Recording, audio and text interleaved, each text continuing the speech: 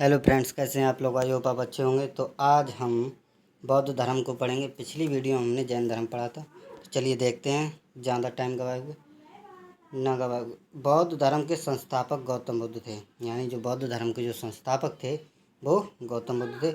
इन्हें एशिया की ज्योति कहा जाता है। जो बौद्ध धर्म के जो संस्थापक हैं वो गौतम बुद्ध हैं, और गौतम बुद्ध को एशिया की ज्योति कहा जाता है। एशिया जो हमारा एशिया महाद्वीप है उसकी ज्योति कहा जाता है। गौतम बुद्ध का जन्म इनका जन्म 563 ईसा पूर्व में लुम्बिनी के कपिलवस्तु नामक स्थान पर हुआ था। जो इनका जन्म है वो 563 ईसा पूर्व हुआ था और लुम्बिनी के कपिलवस्तु नामक स्थान पर हुआ था।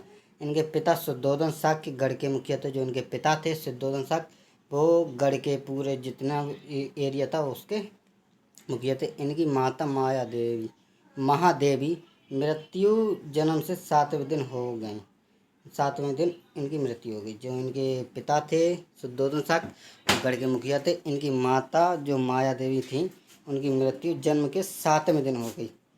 इनका लालन पालन इनकी सौतेली माँ प्रजापति गौतमी ने किया। जो इनका लालन पालन किया जो भगवान गौतम बुद्ध हैं उनका लालन पालन इनकी प्रजापति जो इनकी सौतेली माँ यानी मौसी थी उन्होंने किया। इनके बचपन का नाम सिद्धार्थ था। जो इनका बचपन का नाम था वो सिद्धार्थ था। गौतम बुद्ध का विवाह जो गौतम बुद्ध का विवाह हुआ तो 16 वर्ष की अवस्था में यशोधरा के स्थान साथ हुआ। इनका जो गौतम बुद्ध का जन्म वो विवाह हुआ था वो 16 वर्ष की अवस्था में यशोधरा के साथ, जो इनकी पत्नी थी यशोधरा, उनके साथ हुआ था।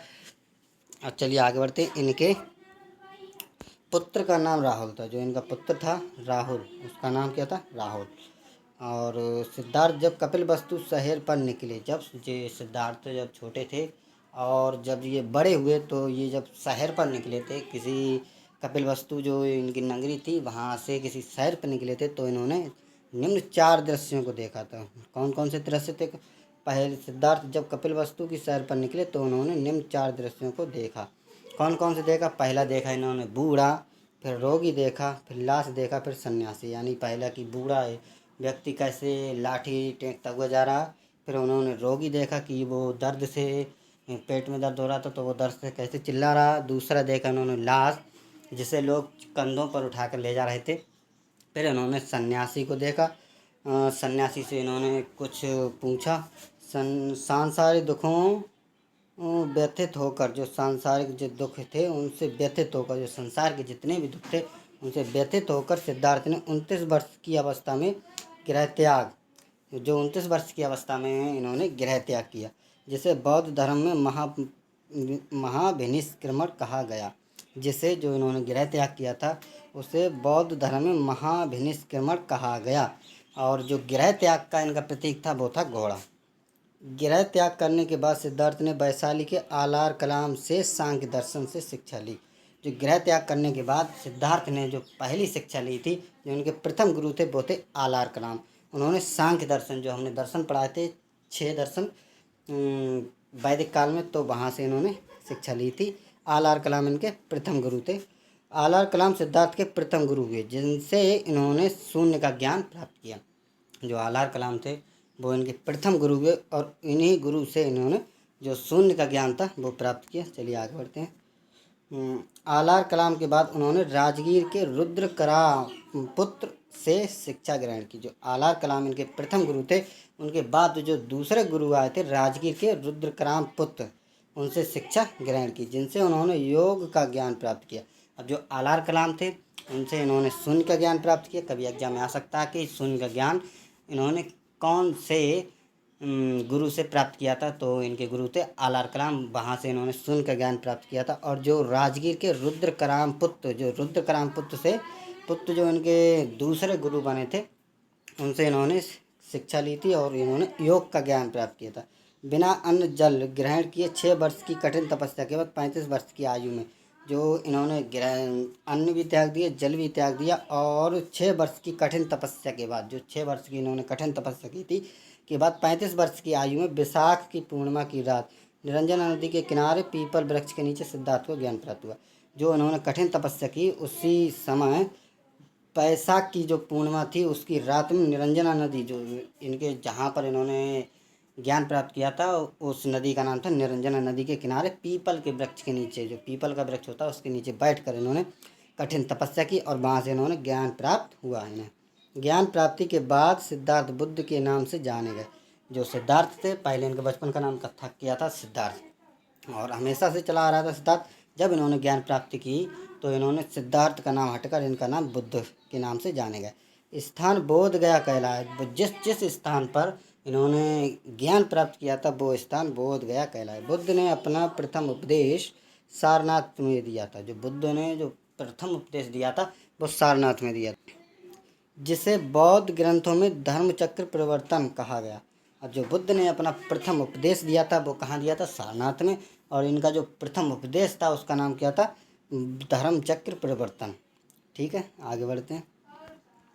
आगे दिया गया, बुद्ध ने अपने उपदेश जनसाधारण की भाषा पाली में दिए। जो बुद्ध ने जो अपने उपदेश दिए थे वो जनसाधारण की जो भाषा थी पाली, उसमें दिए थे। बुद्ध ने अपने उपदेश कौशल, वैशाली, कौशाम्बी व अन्य राज्यों में दिए। बुद्ध ने अपने जो उपदेश दिए, जो बुद्ध थे उन्होंने अपने उपदेश कौशल, वैशाली, कौशाम्बी व अन्य राज्यों में दिए। जो बुद्ध थे उन्होंने अपने उपदेश कहाँ कहाँ दिए? कौशल में, वैशाली में, कौशाम्बी में व अन्य राज्य, जो जितने भी राज्य थे उन्हें दिए। बुद्ध न सर्वाधिक उपदेश कौशल देश की राजधानी। जो बुद्ध ने सर्वाधिक उपदेश दिया था, ये गलत हो गया, यहाँ पर सही कर लेना। बुद्ध ने जो सर्वाधिक उपदेश, सबसे ज़्यादा उपदेश दिए थे वो कौशल देश की राजधानी। जो कौशल देश की राजधानी कहाँ थी? श्रावस्ती, वहाँ पर दिए थे। जो हमने वहाँ पढ़ाए थे 16 महाजनपद, तो उनमें से कौशल एक महाजनपद था जिसकी राजधानी थी श्रावस्ती, तो उसमें इन्होंने उपदेश दिए। इनके प्रमुख अनुयायी शासक, जो इनके प्रमुख जो अनुयायी शासक थे वो थे बिम्बिसार और प्रसेनजित व उदयन, इनके अनुयायी शासक थे। बुद्ध की मृत्यु 483 ईसा पूर्व में कुशीनारा में चुंद द्वारा अर्पित भोजन करने के बाद हो गई, जिसे बौद्ध धर्म में महापरिनिर्वाण कहा गया। जो बुद्ध ने की मृत्यु हुई थी वो 483 ईसा पूर्व में कुशीनारा में चुंद द्वारा, जो चुंद एक शासक था उसके द्वारा अर्पित भोजन करने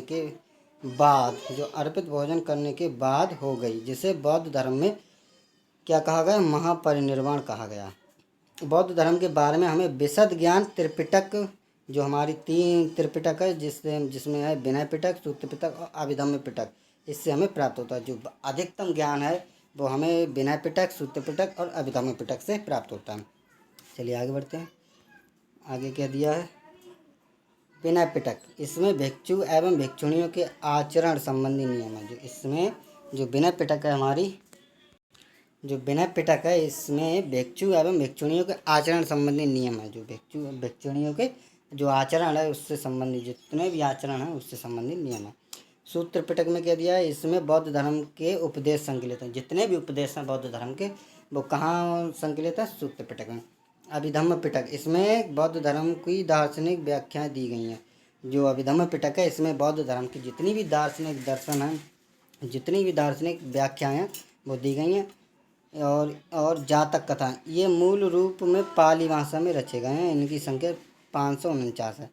जो जातक कथाएं हैं ये मूल रूप से जो कौन सी भाषा में रचे गए हैं? पाली भाषा में रचे गए हैं। इनकी संख्या 549 है। इसमें बुद्ध के पुनर्जन्मों की कथाएं, जो बुद्ध का जो पुनर्जन्म, जो दोबारा जन्म होता है उसकी कथाएं लेता है, जो जन्म हुआ था उसकी कथाएं। बुद्ध चरित, इसकी रचना संस्कृत भाषा में हुई है। जो बुद्ध चरित्र इनकी जो रचना है वो किस में हुई है? संस्कृत भाषा में हुई है। अश्वघोष द्वारा रचित यह एक महाकाव्य है। जो अश्वघोष द्वारा है, जो अश्वघोष ने की थी इसकी रचना, बुद्ध चरित्र की रचना किसने की थी? अश्वघोष ने। तो ये क्या है? एक अश्वघोष द्वारा एक रचित एक महाकाव्य है। इसमें बुद्ध का जीवन, व्रत एवं उनकी शिक्षाओं का वर्णन है। इसमें क्या है? बुद्ध की जो जीवन व्रत है उस एवं उनकी जो शिक्षाएं हैं उनका उल्लेख मिलता है। इसे बौद्धों की रामायण भी कहा जाता है। क्या कहा जाता है? जो बुद्ध चरित्र है इसे बौद्धों की रामायण भी कहा जाता है। चलिए आगे बढ़ते। आगे क्या दिया है? त्रिपिटक के 5 निकाय। जो हमारी त्रिपिटक रचना थी, विनय पिटक, सूत्र पिटक और अभिधम्म पिटक, उस त्रिपिटक के कितने हैं? 5 निकाय भी हैं। कौन सा? दीघ, दूसरा मध्यम, तीसरा संयुक्त, चौथा गुंतर और 5वां खुद्दक। ये 5 निकाय त्रिपिटक के हैं। और त्रिपिटक कौन कौन से हैं? विनय पिटक, अभिधम्म पिटक और एक सूत्र पिटक। ठीक है। बौद्ध धर्म में पुनर्जन्म की मान्यता है।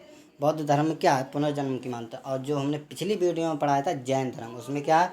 पुनर्जन्म और मृत्यु की व्याख्या दोनों। विश्व दुखों से भरा है, जो विश्व है वो दुखों से भरा है। इसका सिद्धांत बुद्ध के ने उपनिषद से लिया, जो हमने उपनिषद पढ़ाए थे उनसे लिया है। विश्व दुखों से भरा है, इसका सिद्धांत, यह सिद्धांत किस उपनिषद से लिया गया है। बुद्ध के अनुयायी दो भागों में विभाजित थे।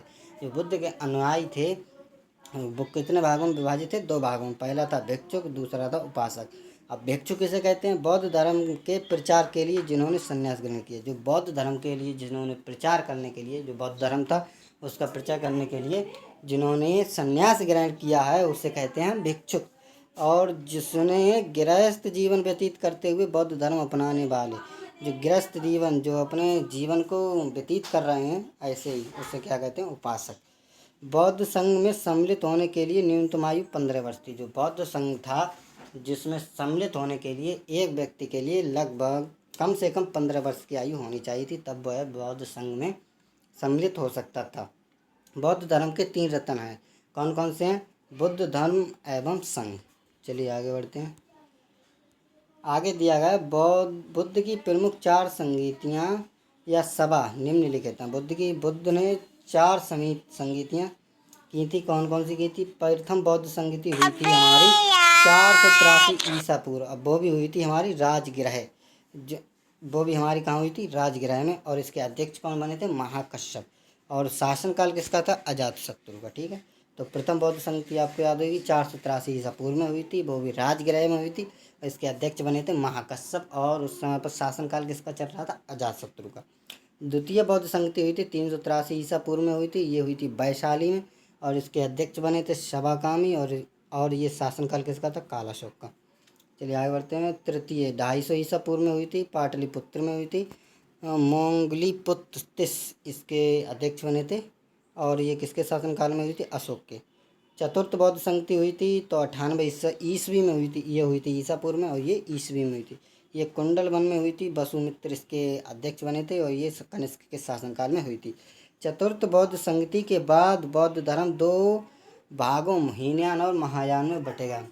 ये चौथी बौद्ध संगति हुई थी, उसके बाद जो बौद्ध धर्म था वो 2 भागों में बट गया। कौन कौन से 2 भाग थे? हीनयान और महायान में बट गया। चलिए आगे बढ़ते हैं। आगे क्या दिया गया? बौद्ध धर्म के महायान संप्रदाय का आदर्श बोधिसत्व। जो बौद्ध धर्म का जो संप्रदाय महायान संप्रदाय है, जो चतुर्थ बौद्ध संगति के बाद जो बौद्ध धर्म है वो 2 भागों में बट गया था, हीनयान और महायान। और जो महायान है वो संप्रदाय का आदर्श है, बोधिसत्व है। बोधिसत्व दूसरे के कल्याण को प्राथमिकता देते हुए अपने निर्वाण में विलंब करते हैं। बौद्ध धर्म के महायान संप्रदाय का आदर्श क्या है? बोधिसत्व। अब बोधिसत्व क्या होता है? दूसरे के कल्याण को प्राथमिकता देते हुए, दूसरे के कल्याण के लिए प्राथमिकता देते हुए अपने निर्माण में विलंब करते हैं। जो अपने निर्माण में रुकावट करते हैं उन्हें कहते हैं हम बोधिसत्व। बुद्ध ने सांसारिक दुखों के संबंध में 4 आर्य सत्यों का उपदेश दिया है। बुद्ध ने सांसारिक दुखों से के संबंध, जो बुद्ध का जो सांसारिक दुख है उसके संबंध में, जैसे संसार के जितने भी दुख हैं उसके संबंध में इन्होंने 4 आर्य सत्यों का उपदेश दिया है। ये हैं कौन कौन से? पहला दुख, दूसरा है दुख समुदाय, तीसरा है दुख निरोध, और चौथा दुख निरोध गामिनी प्रतिपदा। संसारिक दुखों से मुक्ति हेतु बुद्ध ने अष्टांगिक मार्ग की बात कही है। ये साधन है, जो सांसारिक दुख हैं उनसे मुक्ति पाने के लिए बुद्ध ने अष्टांगिक मार्ग की बात कही है। कौन कौन से हैं ये साधन? पहला सम्यक दृष्टि, जो सम्यक दृष्टि, और दूसरा है सम्यक संकल्प, संकल्प करते रहो, और सम्यक दृष्टि, अपने ऊपर दृष्टि रखो। और तीसरा है सम्यक वाणी, हमेशा सही बोलो, सत्य बोलो। सम्यक कर्मांत, सही सही कर्म करो। सम्यक आजीव, सम्यक व्यायाम, और सम्यक स्मृति, और सम्यक समाधि। इससे रोग नष्ट हो जाएंगे। चलिए आगे बढ़ते हैं।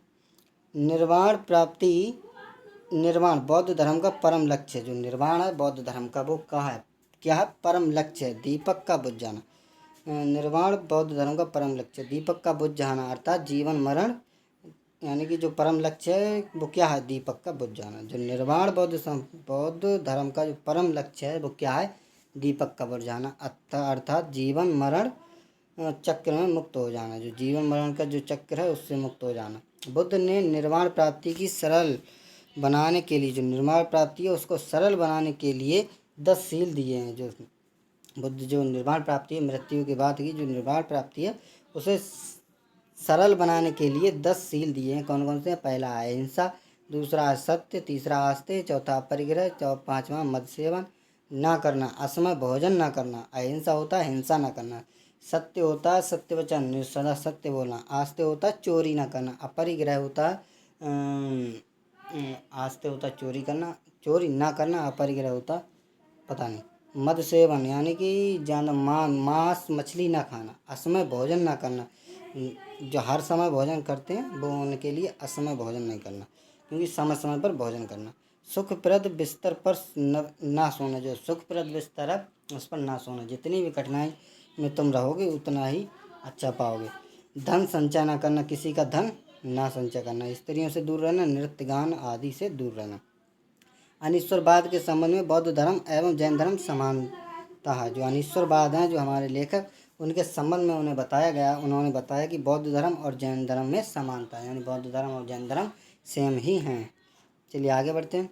आगे दिया गया बुद्ध के जीवन से संबंधित बौद्ध धर्म के जो प्रतीक हैं। बुद्ध का जन्म के प्रतीक क्या है? कमल एवं सांड। और दूसरा गृह त्याग का प्रतीक क्या है? घोड़ा। ज्ञान का प्रतीक क्या है? पीपल। और प्रथम उपदेश चक्र है। इसका प्रथम उपदेश का प्रतीक क्या? चक्र। निर्वाण का जो प्रतीक है वो पद्म चिन्ह, और मृत्यु का जो प्रतीक है वो है स्तूप। आई होप आपको वीडियो पसंद आई। अगर वीडियो पसंद आई तो लाइक करें, शेयर करें, कमेंट करें। धन्यवाद। मिलते हैं अगली नेक्स्ट वीडियो में। तब तक के लिए जय हिंद।